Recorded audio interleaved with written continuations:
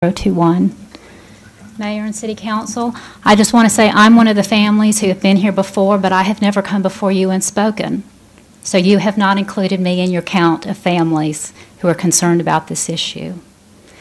I agree that it's very sad commentary on our society that we have to be addressing this issue. It was very sad to hear the things that the representatives from the school district shared tonight. And I'm saddened as well as the rest of you all are, and I know everyone in this room is. I agree with them that early intervention is important for at-risk families.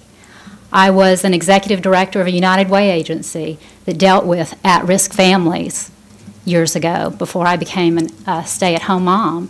I truly believe in programs that deal with at-risk families and getting them on track very early. Mrs. Nail, I dealt with preschool-aged children, just as you did with young children in child care settings. And if we get those children and families on the right track early on, then they'll stay on track later on down the road, hopefully. So I totally agree that the intervention is necessary, but the intervention with an ordinance like this is not necessary. I'm very concerned about even what the representatives said tonight, that they even commented that life's not fair, and we are passing an ordinance. We have passed an ordinance and have agreed, apparently this evening you all have agreed to keep it on the books, knowing that life's not fair and that's okay, that we're going to just impose this on everyone. One of the representatives even commented that this was intended for public or regular school students. It wasn't intended for everyone, but we're going to impose it on everyone just so we can deal with that small group of children, and I don't think that that's right. Mayor, you commented that there's lots of city business that needs to be dealt with, including sales tax. This ordinance is going to have an impact on sales tax. One of the moms has already said she's not comfortable shopping in the city during daytime hours if she has her children with her. That's sales tax money that we need.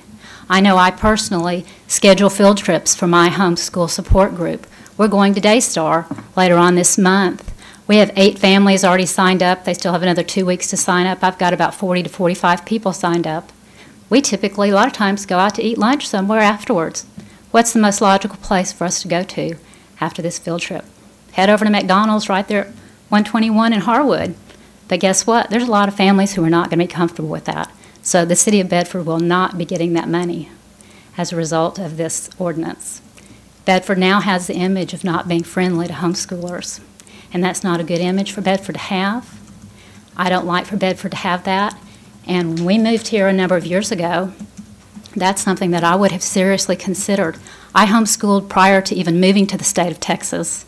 We rented a house for a year here in Bedford prior to purchasing a home just to see if we liked the area.